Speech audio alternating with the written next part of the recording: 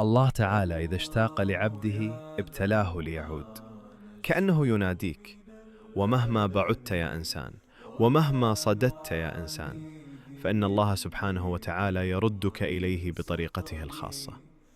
قال النبي صلى الله عليه وسلم: عجبا لأمر المؤمن، إن أمره كله له خير، إن أصابته سراء شكر فكان خيرا له، وإن أصابته ضراء صبر فكان خيرا له، وما كان ذلك إلا للمؤمن. إذا عرف المسلم القدر وعرف أن الله عز وجل عليم، كتب وشاء وأراد ما كان، اطمأنت نفسه، فلا يحزن على ما مضى ولا يقلق مما سيأتي.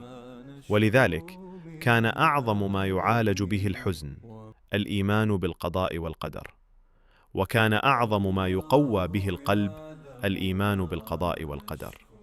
والإيمان بالقضاء والقدر يكون حجة لك على ما مضى، ولا يجوز أن تتخذه حجة على ما سيأتي.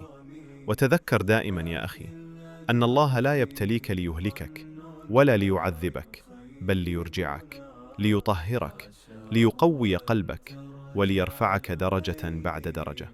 وما دام الله معك فلن يضيع منك شيء.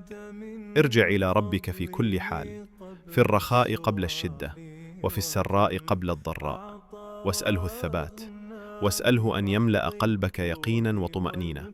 فالسعيد الحقيقي هو من رضي بالله ربا، وبالإيمان طريقا، وبالقضاء والقدر بابا للراحة لا بابا للهم. اللهم اجعل قلوبنا راضية، وأنفسنا مطمئنة، وأيامنا عامرة بذكرك يا رب العالمين.